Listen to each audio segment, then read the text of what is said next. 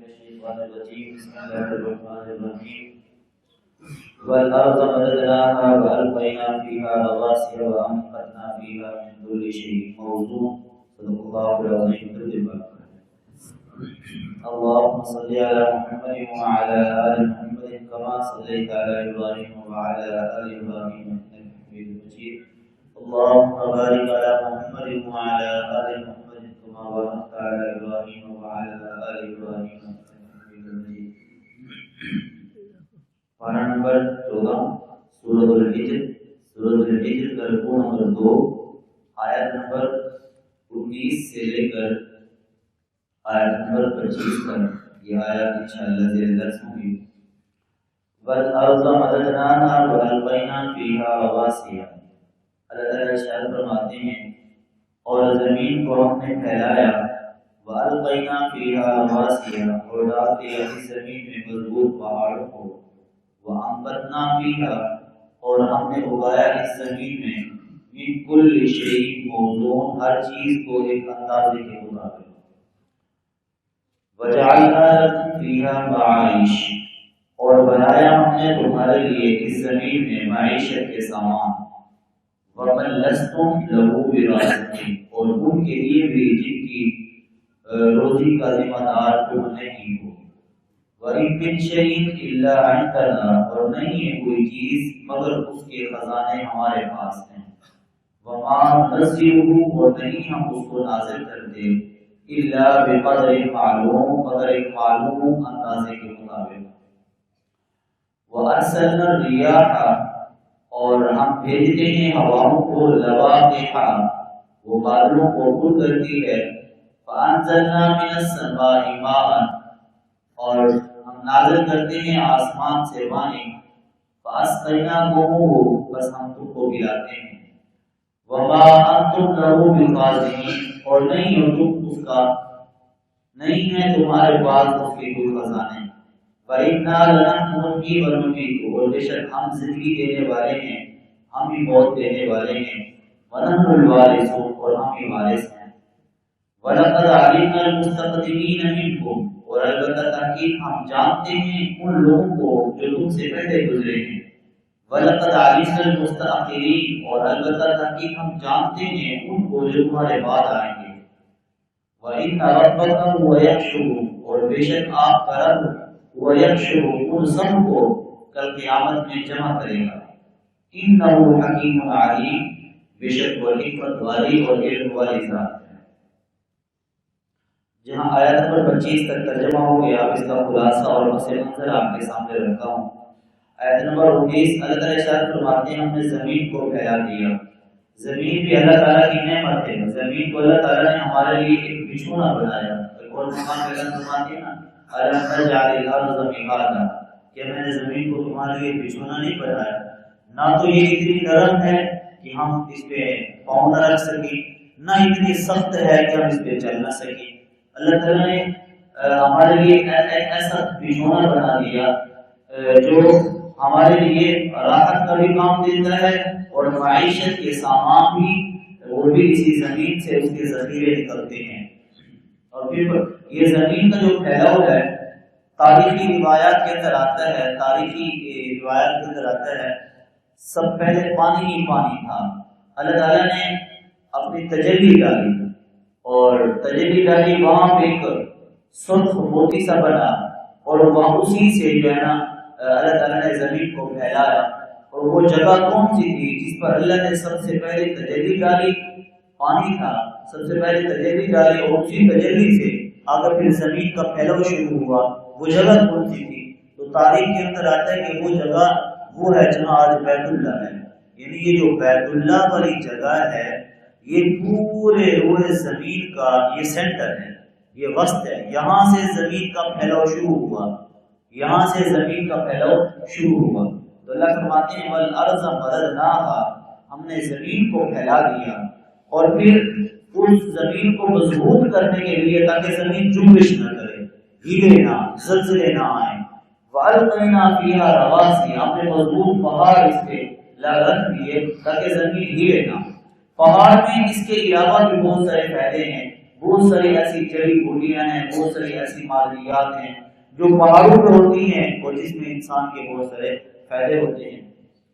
فرمایا وَأَنبَتْنَا فِيهَا مِن كُلِّ شَيْءٍ مَوْزُونٍ، اور ہم نے اسی زمین سے ہر چیز کو اگایا موزون، جس کے اندر موزونیت ایک اندازے کے مطابق۔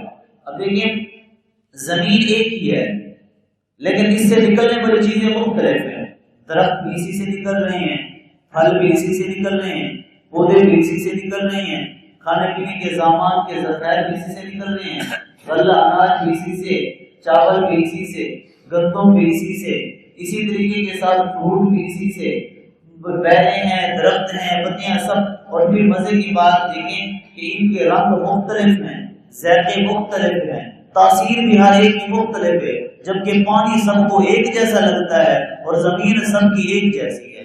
زمین بھی رب کی ایک ہے، پانی بھی سب کو ایک جیسا لگتا ہے، لیکن آپ کو پھل مختلف ملتے ہیں اور ان کے ذائقے مختلف ملتے ہیں، پھر ان کی تاثیر بھی مختلف ملتی ہے۔ یہ بھی قدرت کی دلیل ہے۔ فرمایا وَجَعَلْنَا لَكُمْ فِيهَا مَعَائِشَ، اور ہم نے زمین میں معیشت کے، زندگی گزارنے کے اسباب رکھے ہیں کہ تمہارے لیے بھی ہم نے روزی کا سامان بنایا، وَمَن لَسْتُمْ، اور ان کے لیے بھی جن کی روزی کا ذمہ دار تم نہیں ہو، جن کی روزی تمہارے ذمہ نہیں، ہم ان کو بھی روزی دیتے ہیں۔ جانور ہیں، پرندے ہیں، درندے ہیں، چرندے ہیں، کتنی مخلوقات ہیں، اللہ فرماتے ہیں ان کی روزی کا ذمہ ہمارے اوپر ہے، ہم تمہیں بھی روزی دے رہے ہیں، ہم ان کو بھی روزی دے رہے ہیں۔ خالی پیٹ پرندے گھونسلوں سے نکلتے ہیں، شام کو پیٹ بھر کر واپس آتے ہیں، ان کا پیٹ بھرنے والا کون ہے؟ پتھروں کے اندر کیڑوں کو غذا دینے والا کون ہے؟ پہاڑوں کے اندر رہنے والی مخلوق ہے جو جنہوں نے سوراخوں کے اندر، غاروں کے اندر اپنے ڈیرے جمائے ہوئے ہیں، باہر نکلتے نہیں ہیں، ان کو روزی دینے والا کون ہے؟ سمندروں کی تہہ میں جو مخلوق ہے ان کو روزی دینے والا کون ہے؟ موسیٰ علیہ السلام کو ایک دفعہ اللہ نے کہا کہ اپنا پتھر مارو، اپنا عصا مارو ایک پتھر پر۔ موسیٰ علیہ السلام نے اپنا عصا مارا پتھر پر، پتھر سے ایک اور پتھر نکلا، اس سے ایک اور پتھر نکلا، پتھر کا پتھر ایک کیڑا نظر آیا جس کے منہ میں سبز پتا تھا اور جس کی تصویر یہ تھی سبحان من یرانی، پاک ہے وہ اللہ کہ جو مجھے اس حالت کے اندر دیکھ بھی رہا ہے، ویسمع کلامی، اور میرا کلام بھی سن رہا ہے، اور اس حالت میں مجھے روزی بھی دے رہا ہے۔ جو رب پتھر در پتھر، پتھر در پتھر کیڑے کو تازہ غذا کھلا سکتا ہے، وہ ساری مخلوق میں بھی ساری مخلوق کو تازہ غذا دے سکتا ہے۔ شیر کے بارے میں کہا جاتا ہے کہ وہ تازہ گوشت کھاتا ہے، رب اس کو تازہ گوشت دے رہا ہے۔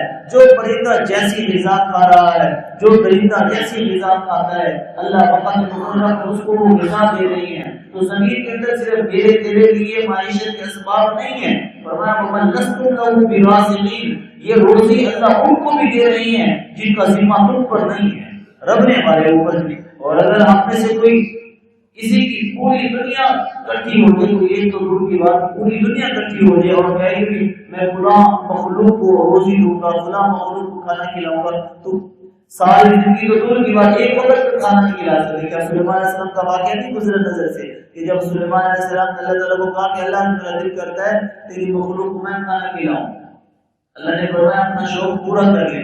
سلیمان علیہ السلام نے تقریباً کافی عرصے تک غذا کا بندوبست کیا، سالہ سال تک غذا کا بندوبست کیا کہ یہ میں غذا اکٹھی کر لوں، میری مہمان نوازی میں نے کرنی ہے۔ تو اللہ تعالیٰ نے فرمایا ساری مخلوق کو دور کی بات، اے سلیمان تو اپنے دسترخوان پہ میری ایک ادنا سی مخلوق مچھلی ہے، تو سب سے پہلے میری ادنا سی مخلوق مچھلی کو کھانا کھلا دے، اس کے بعد باقی کو کھلا دینا۔